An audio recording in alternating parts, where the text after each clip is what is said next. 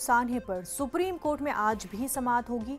उत्तर प्रदेश हुकूमत को इस केस में आज स्टेटस रिपोर्ट को दाखिल करना है। दरअसल जुमेरात को अदालत ने रियासती हुकूमत को इस केस में हुई पेशरफ्त की मालूमात देने का हुक्म दिया था।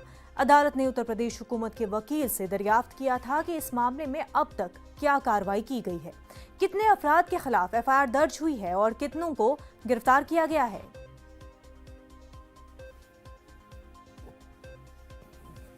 हमारे साथ हमारे नुमाइंदे सुशील दिल्ली से हमारे साथ जुड़ चुके हैं। सुशील, आज फिर सुप्रीम कोर्ट में इस पूरे मामले को लेकर के समाअत होनी है।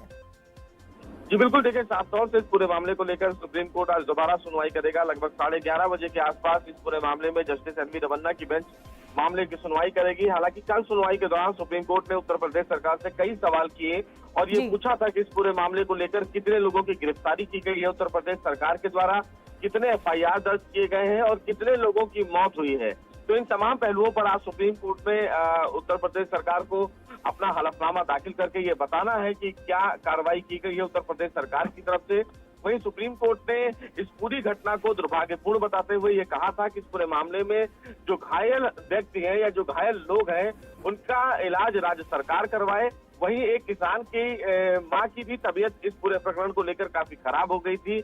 हालांकि उस किसान की मौत हो गई थी, जिसको लेकर सुप्रीम कोर्ट ने उत्तर प्रदेश सरकार को मुनज़्ज़ा ये कहा है कि उसकी मां का इलाज उत्तर प्रदेश सरकार करेगी और उसका पूरा खर्चा उत्तर प्रदेश सरकार उठाएगी। तो आज इन तमाम पहलुओं पर सुप्रीम कोर्ट सुनवाई करेगा। वहीं उत्तर प्रदेश सरकार की तरफ से आज सुप्रीम कोर्ट में ये बताया जाएगा कि इस पूरे मामले की जांच के लिए क्या कोई कमेटी का गठन उत्तर प्रदेश सरकार ने किया है या फिर नहीं।